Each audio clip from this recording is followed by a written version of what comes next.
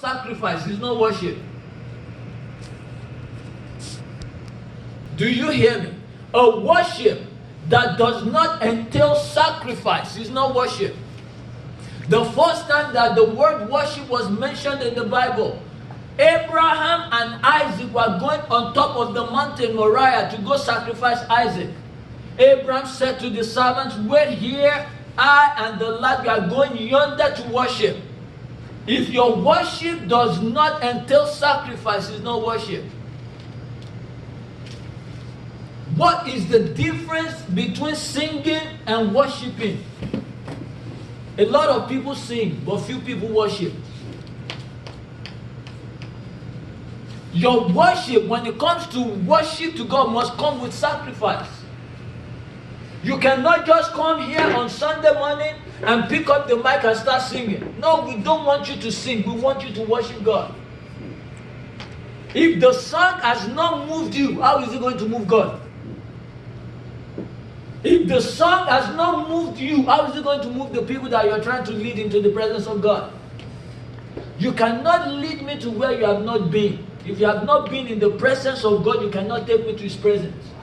That is why you cannot just come here Sunday morning and just pick up the mic and say you want to sing. No, it's not going to work. You must spend time in the presence of God before you can take anybody to His presence. If I have not spent time in my private place, in my closet, I cannot come here on Sunday to lead you to His presence. What I'm doing is just entertainment. Can I tell you this is not The Voice? This is not American Idol. We are worshiping the King of Kings and the Lord of Lords. So you must have spent time in the closet before you come here and pick up the mic and sing on Sunday. And I've said it to you many times, that what you don't do in the secret place, don't expect to do spectacular things in the open. Nothing spectacular is going to happen in the open if you have not spent time with God in your secret place. When you have spent time with God and you are consumed by God in your secret place, you don't have to holler, you don't have to shout. In the open, the Spirit of God will come down. Why? Because you have spent time with Him. And the same goes in every area and aspect of our lives. Even in business, you will run your business easily. Your academics in school will be easy if you spend enough time with God. Why? Because when you spend enough time with God, He releases His Spirit upon you, and when His Spirit comes upon you, He teaches you all things. So what people are struggling with, you don't struggle with it. Why? Because you have the Spirit of God in you. The Bible says in 1 John, I believe 1 John chapter 2 verse 21, it says you have an anointing of the Holy One. You know all things, not some things, all things. So the business that people are struggling with that you are into, because you have the Spirit of the Holy One in you, it will begin to reveal to you the secret for the breakthrough in this business. The subjects that others are struggling with in school, because you have the Holy Spirit of God in you, the Spirit of God will begin to show you the secret of how to solve the situation or the subjects, so that you will make a head in the class. But if you don't spend time with God, forget about it. You are not going to get it. It is the time that you spend in the secret that makes you stand out in the open. A lot of people want to stand out and when I'm talking about people, I'm talking about Christians. I'm talking about the ones that call themselves Christians, that so-called disciples. How can you be a disciple of someone and you don't spend time with the person? Can you be an apprentice and not spend time with the master? In Africa, they send some people to go learn trades. There is no how that you are going to. There is no how that you become a master if you don't spend time with the master. You can't be like Jesus if you don't spend time with Jesus. You can't do the deeds of Christ if you have not spent time with Christ. The only way I can be like Christ is if I spend time with Him. The only way I can reflect His glory is when I spend time with Him. The only reason why the children of Israel cannot behold the face of Moses is because Moses has spent time with God and his face shine. Why? Because he spent time with God. So don't expect the glory when you have not spent time with God. The glory will radiate over your life when you have spent time with God. The time you spend with Him in the secret will determine your outstanding in the open.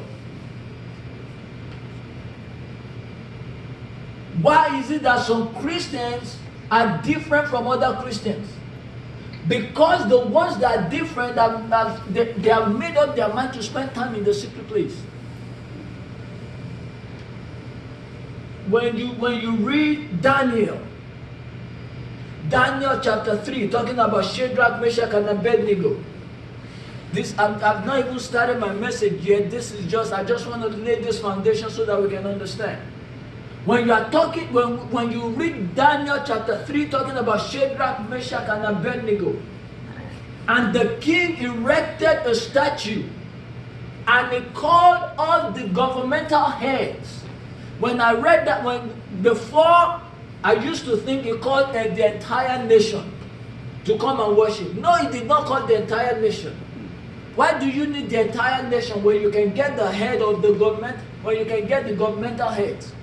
The moment I can get the leader to bow, the rest will follow. He gathered all the governmental heads, including Shadrach, Meshach, and Abednego, and he said the moment they heard the sound of music, they need to bow. Shadrach, Meshach, and Abednego refused to bow, not when they got there.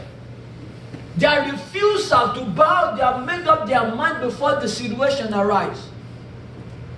Their refusal to bow, they have made up their mind that nothing will stop us from serving our Lord God.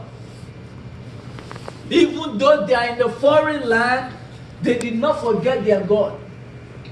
And they spent time with God in the secret.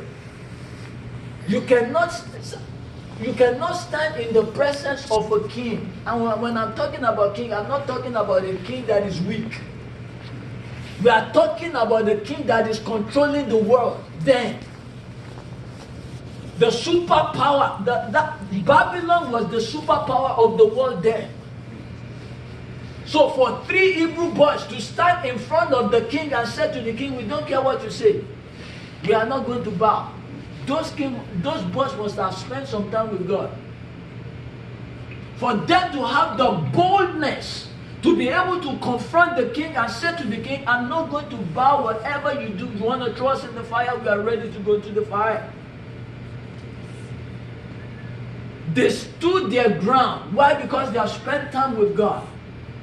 Same also with Elijah. Stand in the presence of Ahab. And he said to Ahab, I'm telling you by my word. Why? Because I've stood in the presence of God. There will not be rain for 3 years. You cannot command anything if you have not spent time with God. The reason why we are not seeing results, is because we have not spent time with God, and we want to command things to happen. You have not spent time with God, but you want to command. You can only command and call things to be when you have spent time with God. The time that you spend with God gives you boldness to speak things into the atmosphere, and it happens. But if you have not spent time with God, your words would be mere words. That is why you will see in church people that have not spent time with God, they keep professing and confessing and things are not happening because they have not spent time with God. The time that you spend with God will set you apart. The time that you spend with God will differentiate you from the rest of the people. Moses said, how will the world know that we are different from them. The only way they will know you are different from them is when you carry His glory. That's the only way. If the world is experiencing it and you too you are experiencing what they're experiencing, then what's the difference between you and the world? If the world is complaining and you too you are complaining, what is the difference between you and the world? If the world is failing and you too you are failing, what's the difference between you and the world? Why do you now want to... How can you win the world that you are going through the same thing with them? How can you impact the world if what the world is going through is what you too you are going through? If you are hungry and I'm hungry, who is going to feed who? You can only feed me when you have food. When the people were with Jesus and it was evening and the disciples came to Jesus and said, it's evening, sir. We want you to send these people so they can go and get food. Jesus said, no, don't let them go. You feed them. You feed them. 5,000 men that they didn't plan for in the morning. Can I come to you in the evening and ask you, sir, I need $5,000. And I didn't call you in the morning to tell you that I will be coming to you in the evening for you to give me $5,000. What will you say? Where do you want me to get it now? Unless you have the money saved up and you have been thinking that, oh, maybe he's gonna come and ask. They didn't plan for it in the morning. Even the one they planned for in the morning, to feed 5,000 people, to feed 3 of you, I said I want to run away. Not to talk of 5,000 men. Jesus said, you give them something to eat. And Philip said, what do you want us to do? Even a year's worth of wage is not enough to feed these people. Jesus said, what do you have? He fed 5,000 men, not counting the women and the children. You can only stand out when you have spent time with God. And if you look at the life of Jesus on a consistent basis, you will see, and he withdrew and he spent time with God. And we say Jesus is 100% God and 100% man. So if Jesus will withdraw and spend time with God, how much more you? You need the presence of God more than anything in your life. So if I'm going to win the lost, I better spend time with God. And we come up with different excuses. I'm too busy. Family, my business, my school. That is why I'm not spending time with God. And we have been looking at the past couple of weeks, we have been talking about excuses, why we don't win the lost, why we don't reach people for Christ. The first week we looked at what's your excuse. Last week we looked at no more excuse. This week we are going to look at excusing your excuses. Excusing your excuses.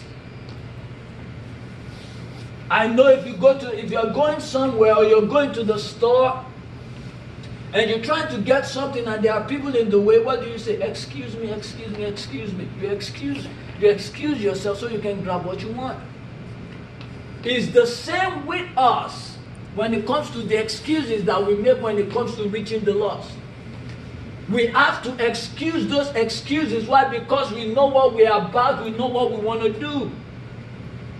Open your Bible to the book of 1 Timothy chapter 2. 1 Timothy chapter 2, I will read from verse 1.